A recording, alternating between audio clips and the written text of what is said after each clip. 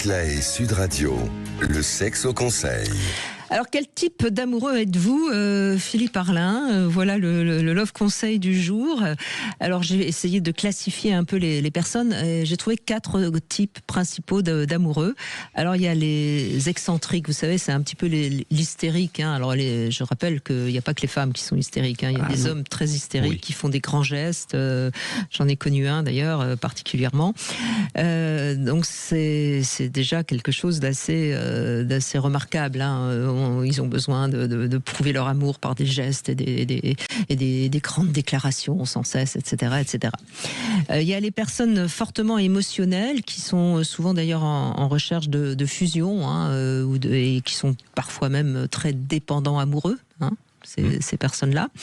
Il y a celles qui ont peur et qui ont peur de l'engagement ou qui ont peur de l'abandon. Hein. On sait aussi que ça existe. C'est des personnes qui généralement sont pas tellement dans la sécurité. Hein, donc voilà. Et puis il y a ce qu'on appellerait les personnes manipulatrices hein, qui vont vouloir avoir de l'emprise sur l'autre, qui auront tendance à être dans le pouvoir, etc. Voilà, donc il faut évidemment accepter de comprendre quel type d'amoureux on a en face de soi.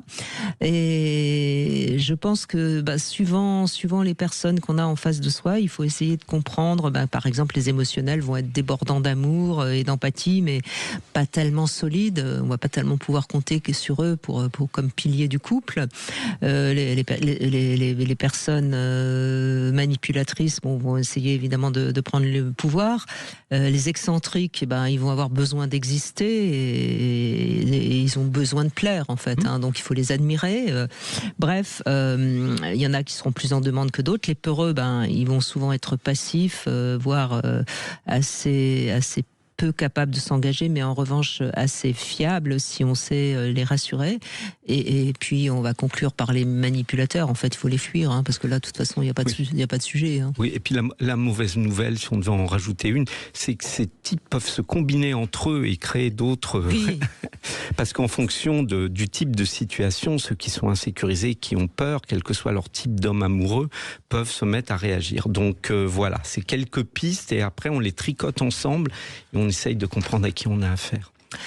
Alors je n'apprendrai rien, demain c'est Noël. Vous êtes d'accord ? Et c'est donc le dernier jour où, tout particulièrement dans cette émission, j'ai le plaisir de vous offrir un cadeau, Passage du désir. Alors j'ai été voir sous le sapin et j'ai trouvé le petit cadeau du jour. C'est un coffret Kinky de la marque Passage du désir. Alors c'est une box complète. Vous avez 7 accessoires. C'est formidable parce que plus on avance près de Noël, plus les cadeaux sont beaux et sont grands. C'est dommage qu'on s'arrête demain. Hein. Donc c'est une box avec 7 accessoires de soft bondage pour explorer les fantasmes en toute sécurité.